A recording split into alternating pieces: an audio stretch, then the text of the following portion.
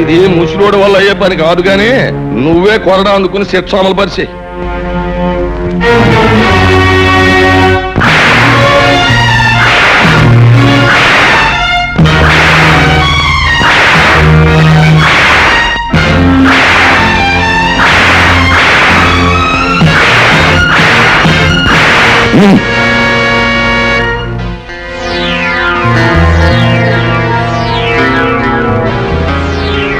చూడు, నువ్వు ఈ ఊళ్ళో కడుగెట్టగానే జబ్బ సత్తువతో కండ కవరంతో దెబ్బ కొట్టావు.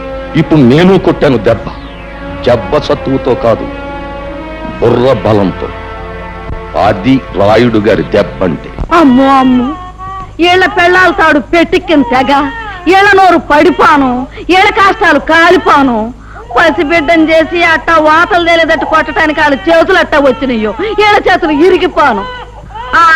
మరి ఈ రాయుడుగాడి ఆగడాలు మితిమీరిపోయినాయి.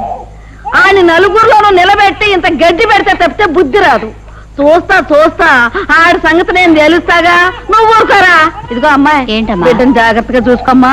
నేను వస్తా. మంచి పని చేయడం తప్ప మరొకటి తెలియదు. నువ్వు ఇలాంటి పని చేసావని ఎలా అనగలిగారయ్యా? ఆ రాయుడు తలుచుకుంటే గుళ్ళో ఉన్న దేవుడు కూడా తప్పు చేశాడని నిరూపించగలడు పార్వతి.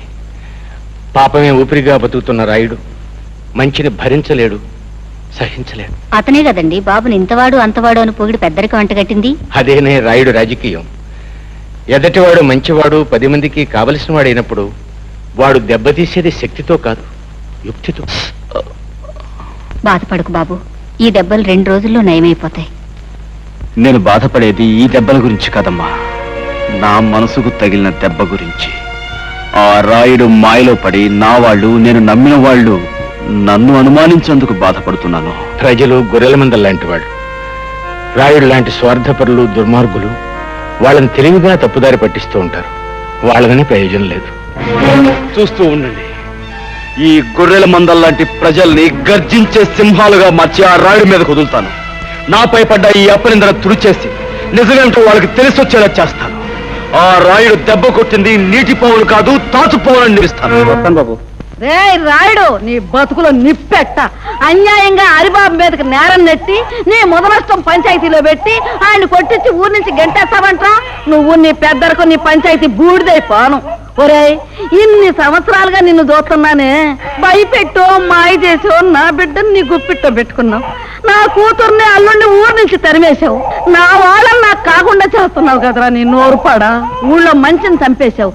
నీ మాటకి ఎదురు లేకుండా చేసుకున్నావు కదరా సచ్చినాడా. ఇవాళ హరిబాబు నీ ఆటలు సాగనివ్వటం లేదనేగా ఆడి మీద అంత నిందేశా.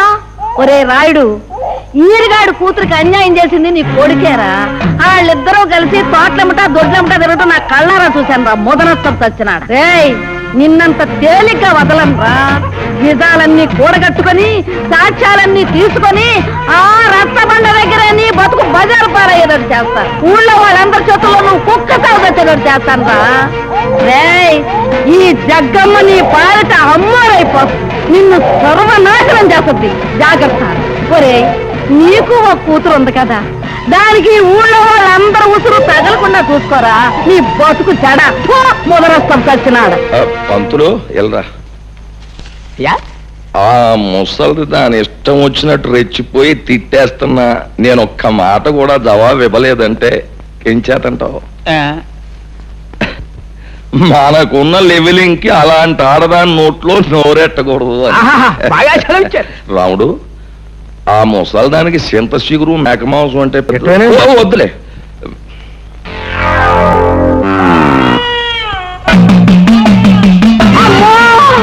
ఇంకెవరు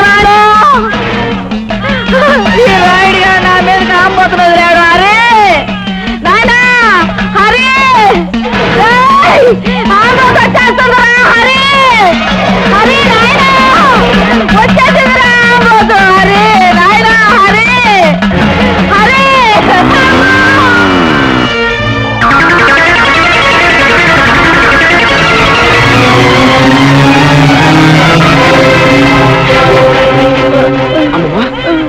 అమ్మమ్మ,